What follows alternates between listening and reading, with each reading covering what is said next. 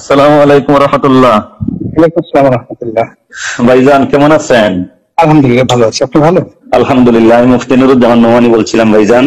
জি জি জি ভাইজান বাসার সবাই ভালো আছে? ভাই বাচ্চারা?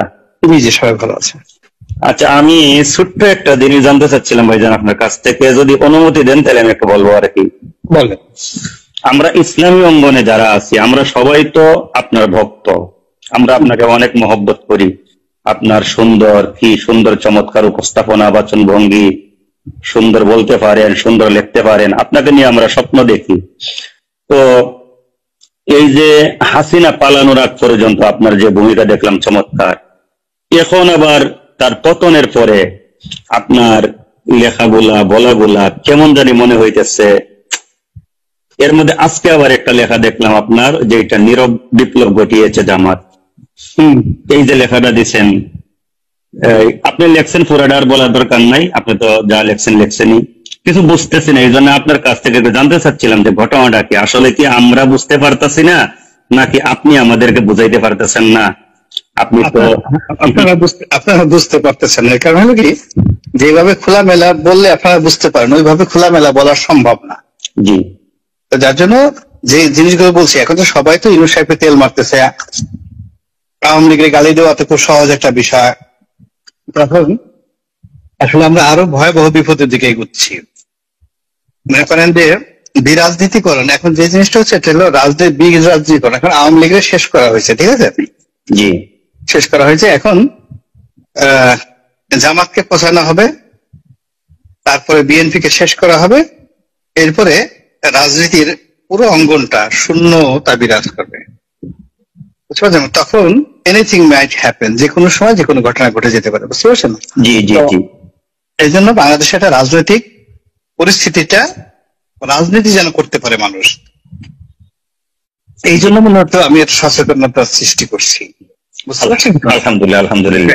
এর বাইরে আমার করেন। এখন আপনি তো ওয়াজই করতে না পারেন, মসজিদে মিম্বরে গিয়ে কথাই বলতে না পারেন, এখন তো তবু বলতে পারতেছেন, এটা তো বেশি দিন বলতে পারবেন না। তো কিন্তু এখন যদি মুখ বন্ধ রাখেন এবং না শোনার ভান করেন, এবং যদি হয় এই যে চ্যাংরা ফুলাফানরা যা কিছু করতেছে, আপনি যদি এইটার সাথে সাথে লাফান যে স্বাধীনতা পেয়ে গেছি, জি। তো যার জন্য এটা হলো যে মাথা ঠান্ডা রেখে প্রত্যেকটা জিনিসই আমার আল্লাহ আমাকে যতটুকু হিকমা দিয়েছে, আমি আমার মতো স্থানকাল পাত্র ভেদে ওই জিনিসগুলো বলে যাচ্ছি, বুঝতে পারছেন? জি জি জি। এখানে জামাত সবসময় একটা ঐতিহাসিক ভুল করেছে, সবসময়, এখন শুরু থেকে। জি। তারা ব্রিটিশ আমলে সারা জীবন ব্রিটিশদের বিরোধিতা করছে, যখন দুই ভাগ হয়ে যাবে তখন পাকিস্তানের বিরোধিতা করেছে। আচ্ছা, গেল, এরপর পাকিস্তানে তারা ঢুকতে পারে নাই, পাকিস্তানে আসছে, ভারত তাদেরকে রাখে নাই, তারাই দিছে, পাকিস্তানে আসছে, পাকিস্তানে তাদের বিরুদ্ধে তাদের আবুল আল্লাহ মওদুদী সাহেবকে ফাঁসি দেওয়া হয়েছে, ফাঁসির অর্ডার দিয়ে দেওয়া হয়েছে, গেল এটা। বাংলাদেশে তারা আসছে, বাংলাদেশের পাকিস্তানের সাথে তার কোনো ভালো সম্পর্ক ছিল না। হঠাৎ করে ওই মুক্তিযুদ্ধের ৩-৪ মাস আগে হঠাৎ করে টিক্কা খানের সাথে তাদের বন্ধুত্ব হয়ে গেল, এই রাজাকার আলবদর আশাস, বুঝতে পারছেন? জি। এই হলো অবস্থা। বাংলাদেশেও একই ঘটনা। এই যে এখন দেখেন, এই বর্তমান সরকারের সাথে সবচেয়ে ভালো মহরম সম্পর্ক হলো জামাতের। তো এদের কারোর সাথে কিন্তু এর কোনো পরিচয় ছিল না, সম্পর্কই ছিল না। তারা এই জামাতকে ডাইকে নিয়ে ধরে তাদের সংগঠন আছে, লোকজন আছে, তারা এটাকে ব্যবহার করতেছে। ব্যবহার করার ফলে আলটিমেটলি বিএনপির সাথে তাদের সম্পর্ক অনেক জায়গাতে গন্ডগোল লেগে গেছে, বিভিন্ন সরকারি অফিসগুলো, যে এক জায়গায় জামাত ঢুকতে চাচ্ছে, আর এক জায়গায় বিএনপি ঢুকতে চাচ্ছে, বুঝতে পারছেন? জি। এই জিনিসগুলো তো আমি বুঝতে পারতেছি, অনেকগুলো আমি কিভাবে মুখ বন্ধ করে রাখবো বলেন?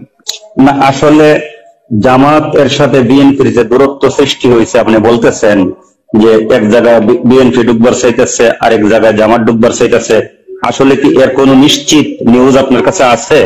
হাজার হাজার হাজার হাজার হাজার, একটা দুটা না, পুলিশ সচিবালয় থেকে শুরু করে আপনার সব জায়গাতে এই ঘটনাগুলো ঘটতেছে। একজন বুদ্ধিজীবী বা সচেতন রাজনীতিক বা সাবেক এমপি হিসাবে আপনারও তো কিছু ভূমিকা নেওয়ার আছে। এই মুহূর্তে সবাই তো আপনাকে একজন, এই কথাগুলো আমার ভূমিকা নেওয়ার না, আমি তো ভূমিকা কেন্দ্রীয় পর্যায়ে আমার কোনই না, এখন আর কেউ আমার কথা শুনবে না। আপনি যে লোক ধরেন এখন স্বাস্থ্য বিভাগের ডিজি হবে, কথায় কথা জামাতের লোক, বা একটা পোস্ট হবে, সেখানে বিএনপির 10টা লোক ঢুকতে চায়, তো এইটা তো এরা তো তারেক রহমানের কথাও শুনতে চায় না, জামাতের আমিরের কথাও শুনতে চায় না। তার যতটুকু ক্ষমতা যেখানে থাকে এই জায়গাগুলোতে তারা এইভাবে ওই কাজগুলো করতেছে, এটা কোনো সেন্ট্রাল কমান্ডে হচ্ছে না। বুঝতে পারছেন? জি। এগুলো নিয়ে অনেকগুলো সমস্যা তৈরি হয়েছে দেশে, যেটা আমাদের অর্থনীতি, ব্যাংকিং, সমাজ ব্যবস্থা সবকিছু এলোমেলো করে দিচ্ছে। ঠিক আছে, এখন আপনার কাছে আমার একটা অনুরোধ, আপনি তো খুব ভালো মতোই জানেন দীর্ঘদিন যাবৎ এই দেশের মধ্যে জামাত ইসলামী একটা নির্যাতিত দল। আপনি অনেক লেখছেনও এই বিষয়ে ভাইজান। আপনি সাইদি সাহেবের স্মৃতিচারণ করছেন, আব্দুল কাদের মোল্লা সাহেবের স্মৃতিচারণ করছেন, এবং আপনি ওনাদের সম্পর্কে যা দেখছেন, জানছেন, কথাবার্তা বলছেন, পজিটিভ দৃষ্টিকোণ থেকে সব উল্লেখ করছেন, যার জন্য আপনার প্রতি সবাই আরো বেশি আগ্রহী হয়েছে যে আপনি একজন ইনসাফ ভিত্তিক লেখক এবং গবেষক, এই একটা ধারণা হয়েছে। এখন আপনি এই মুহূর্তে একটু আগে জামাতের ব্যাপারে যা বললেন বিএনপির সাথে মিলাইয়া, তো এখন জামাত একটা দীর্ঘদিনের নির্যাতিত দল হিসাবে, মাজলুম দল হিসাবে এই মুহূর্তে জামাতের কি করণীয়, এই ব্যাপারে আপনারও তো একটু ভাবার দায়িত্ব আছে। মানে ওইটা লিখবো, ধীরে ধীরে লিখবো। মূল ব্যাপার শুনেন, আমার মানে প্রত্যেকটা দলের মধ্যে হলো কি, আপনি যখন মরুভূমিতে মানুষ পিপাসার মধ্যে পড়ে, ঠিক আছে, জি। হঠাৎ করে যদি পানি, 1 বোতল পানি দেওয়া হয়, সে লোকটা পানি খেলে মরে যাবে সাথে সাথে। এখন আমরা গত 15 বছর যাবৎ সবাই বিএনপি আওয়ামী লীগের দ্বারা এইভাবে নির্যাতিত হয়েছি। তো হওয়ার ফলে এই যে এখন যে ফ্রিডমটা আসছে, ফ্রিডমটা উপভোগ করার জন্য যে ধরনের যোগ্যতা, মেধার যা কিছু দরকার, এটা ডক্টর ইউনূস থেকে শুরু করে এখন আওয়ামী লীগ, বিএনপি, জামাত, যারা রাজনৈতিক দলগুলো আছে, কারোই মানসিক প্রস্তুতি নাই। বুঝতে পারছেন? মানসিক প্রস্তুতি নাই, ফলে কি যে হচ্ছে সারা দেশে এটা বলার মতো না। পুলিশ তামসা দেখতেছে এবং এখানে সবকিছু সাজানো। ধরেন আপনি এক লোক, এক রাজা রাজ্য দখল করছে, ঠিক আছে, জি। কিছুতেই রাজ্য দখল করে সেই বাহিনীদেরকে কন্ট্রোল করতে পারতেছে না, তারা গেরিলা যুদ্ধ করতেছে। তখন এক বুদ্ধিমান লোকের কাছে জিজ্ঞাসা করলো যে আমি তো এদের সাথে যুদ্ধে পারতেছি না, কি করা উচিত? তো সে বললো যে বিভিন্ন জায়গাতে আপনি ওই মদের ড্রাম রেখে দেন, ভালো খাবার রেখে দেন, আর বাদ্য বাজানোর যে সারিন্দা ওইগুলো রেখে দেন, আর ভালো জামা কাপড় রেখে দেন। তারপর 6 মাস পরে আসেন, দেখেন কি হয়। এরপরে দেখা গেল ওইগুলো খেয়ে গিয়ে সবগুলো মোটা হয়ে যুদ্ধ করার ক্ষমতা সব হারাইয়া 6 মাস পর রাজা বিনা যুদ্ধে সেই এলাকা দখল করে ফেলল।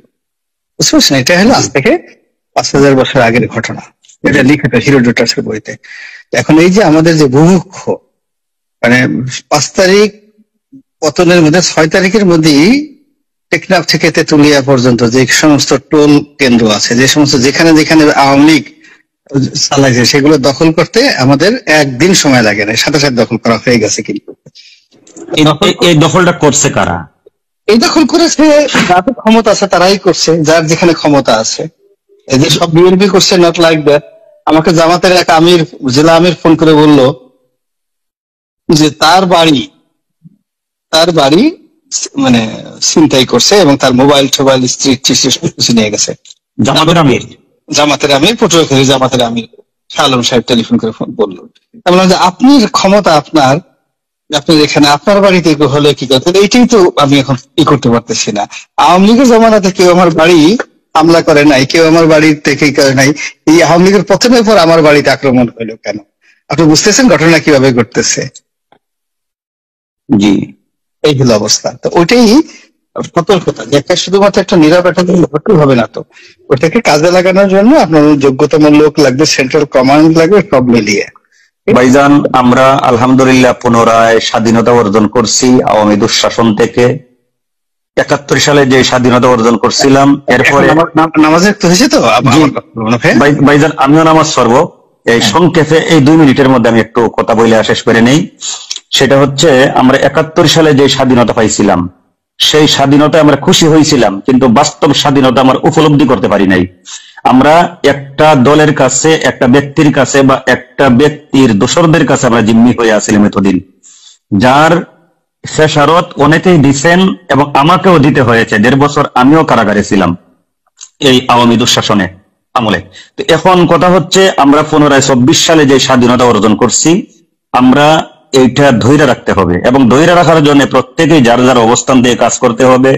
আলহামদুলিল্লাহ, আপনি এই দেশের একজন সুনাগরিক এবং সুবক্তা, সুচিন্তাবিদ এবং একজন ভালো বুদ্ধিজীবী হিসাবে সবার কাছে সমাদৃত গ্রহণযোগ্য ব্যক্তিত্ব, এবং আওয়ামী দুঃশাসনের আমলে আপনিও কিন্তু অনেক নির্যাতিত হয়েছেন, এটা আপনিও জানেন, আমরাও জানি। তো সবকিছু মিলে আপনার কাছ থেকে অনেক কিছু আশা করি। আপনার কাছে আমার অনুরোধ, এই জামাতে ইসলামী যে মাজলুম সংগঠন দীর্ঘদিন কত ধরনের জুলুমের শিকার হয়েছে, এটা আমি আর এখন বইলা সময় নষ্ট করতে চাইতেছি না, যেহেতু নামাজের সময় হয়ে গেছে। আপনার কাছে আল্লাহর ওয়াস্তে অনুরোধ ভাইজান, এই দেশটা সুন্দর রাখবার জন্য আপনার কিছু ভূমিকা রাখতে হবে। যদি জামাত ইসলামের যে সম্মানিত দায়িত্বশীলগণ আছেন, কেন্দ্রের, মহানগরের সব দায়িত্বশীলরা আলহামদুলিল্লাহ আপনার চিনে, আপনি যদি ওনাদের সাথে কথা বলতে চান, আমার মনে হয় সবাই আপনার সাথে কথা বলতে আগ্রহী হবে। তো জামাত ইসলামের কিঞ্চিত আপনার ওই যে আমিরও তো আমার বাসায় গেছে, মানে বাসায় গেছেন, একটা শফিক গেছে, সেলিম সাহেব গেছে, এরা সবাই গেছে আমার বাসায়, অফিসও সবাই আসছে, ডক্টর লোক। জি জি, ঠিক আছে, আমার দিক থেকে যতটুকু করার করবে ইনশাআল্লাহ ভাই।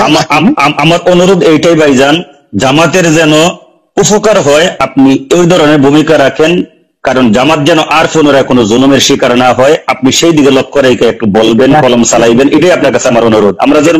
আমরা যেন ব্যতীত না হই।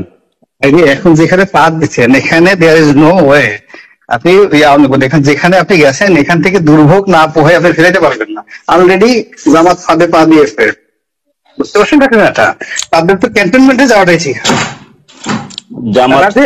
আপনি যে হঠাৎ করে পার্বত্য অবস্থা থেকে সেনাপ্রধান করার পর সঙ্গে সঙ্গে ক্যান্টনমেন্টে দাওয়াতে গেল, আপনি কাজ করতে অনুমতি নিয়ে গেছিলেন, মজলিসের বৈঠক হয়েছে, সাধারণ জনমত আছে, সেখানে গেছেন কেন? না, সেই দাওয়াতে তো প্রত্যেক রাজনৈতিক দলের দায়িত্বশীল যারা গেছে, না প্রত্যেক রাজনৈতিক দলের যারা গেছে তারা সবাই দুর্ভোগ পোহাবে। যারা গেছে বিএনপি, যারা গেছে জোনায়েদ সাকি গেছে, যারা গেছে প্রত্যেকটা লোকের এই কর্মফল ভোগ করতে হবে। Just wait. আপনি একটা কাজ করেছেন, সেই কাজের তো ফল আপনাকে ভোগ করতেই হবে। মানে দিল্লি কি এরকম প্ল্যান করতেছে আপনি বলতে চাইতেছেন? জি, এটা সেই প্ল্যান অনুযায়ী সবকিছু। সেই প্ল্যান কি আপনি সফল হইতে দিবেন? আপনারও কিন্তু ভূমিকা আছে। না, আমারও কিন্তু বাংলাদেশে বিশাল একটা ফিগার এখন। না, আমার কোনো ভূমিকা নাই। আমি শুধুমাত্র জানি বলি তো এই কথাগুলো এখনো বললাম। এই নামটা আমি তো বলতাম না। আমি যদি চাইতাম যে এই জিনিসটা, আমি এই কথাগুলো কেন বলতেছি? আমি এই কথাগুলো বলতেছি যে জামাত বানানো যারা, ইভেন আমাদের মির্জা ফখরুল সাহেব গেছেন ওখানে, খুব রং কাজ করছেন, খারাপ কাজ করেছেন। এই যে হুট করে ধরেন এখন এই যে একেবারে 24 ঘন্টার মধ্যে ফালু চলে আসছে বাংলাদেশে, গিয়াসউদ্দিন আল মামুন মুক্তি পেয়েছে এবং তারা ঘোরাফেরা করতেছে। আপনি বুঝতে পারছেন এগুলো জনগণের কি পরিমাণ চলে আসবে? কিন্তু বিএনপি তো এখন আপনার দল, আপনি তো বিএনপির হাইকমান্ডের সাথে কথা বলতে পারেন। না, সব কথা দুনিয়াতে যে আপনি টেলিফোন করছেন, আমি কথা বলছি। মানে জ্ঞান খুব দামি একটা জিনিস, আল্লাহর দেওয়া সবচেয়ে বড় নিয়ামত, হিকমা। এটা এমন জিনিস না যে সাইদের সাথে আমার ডাইকে গিয়ে বলতে হবে। আমার কাছে আমি কখনো এই জিনিসটা করিনি, বুঝতে পারছেন ঘটনাটা? না, সাইদা বলে না ভাইজান, কিন্তু দেশকে ভালোবাসলে, দেশের মানুষকে ভালোবাসলে কিছু কাজ সাইদাই করতে হবে। আপনি যখন একটা বিপদের লক্ষণ দেখবেন, তখন এই বিপদ থেকে সবাইকে মুক্তি দেওয়ার জন্য সে কাজ করতেছি, সে কাজ আমার অ্যাঙ্গেল থেকে যেটা খুব সফট ওয়েতে লিখতেছি, বলতেছি সব ওয়েতে। এখন যদি কেউ জিনিস সেটা না বুঝে, এই যে আমি ডক্টর ইউনূস সম্পর্কে ডাইরেক্ট সরাসরি বলতেছি যে হি ইজ ইন রং, ভুল কাজ করতেছে, যে কাজগুলো করতেছে একটা কাজও সঠিক হচ্ছে না তার, সে বিপদে পড়বে। এখন এই কথাগুলো এই সময়টাতে আমি যদি না বলে তারে বলি যে সে 100% রাইট, তাহলে আপনি তো তাকে গুকরা সাহেব খাপড়ার মধ্যে বলে দিলেন। না, 100% রাইট কাউকেই বলা যাবে না, কারণ মানুষ ভুল ত্রুটি উঠবে না। কিন্তু এই জন্য চতুর্দিকে আপনারা যারা আছেন, আপনাদের এখন দায়িত্ব আছে ভাই, অনেক একজন পদে আছে। এখন যে খাদের মধ্যে পড়ে গেছে, কেউ দায়িত্ব পালন করার মতো নাই, নো ওয়ান। মূল ব্যাপার হলো যখনই আপনার একটা এরকম অবস্থা সৃষ্টি হচ্ছে, আপনি আমার মানে এটা এই যে টোটাল প্রশাসন, রাষ্ট্র ব্যবস্থা সবকিছু সাজানো শেখ হাসিনা, সবকিছু মোদির। আপনি সেই ঘরের মধ্যে ঢুকবেন, ঢুকার আগে আপনি আমাদের সবার সাথে আলোচনা করে নেবেন না? সবাইকে নিয়ে তো ঢুকতে হবে। আলোচনা না করে আপনি ঢুকে গেছেন, ঢুকে গিয়ে আপনি বিপদের মধ্যে পড়ে এখন আমি আপনার ওখান থেকে কিভাবে বাঁচাবো? আপনি তো ঢুকে গেছেন ওর মধ্যে, বুঝতে পারছেন? জি, কিচ্ছু করার নেই এখানে। রাখি ভাইয়া, জি ভাইজান, ইনশাল্লাহ আবারও কথা হবে, দোয়া চাই। ওকে, জাযাকুমুল্লাহ, আসসালামু আলাইকুম।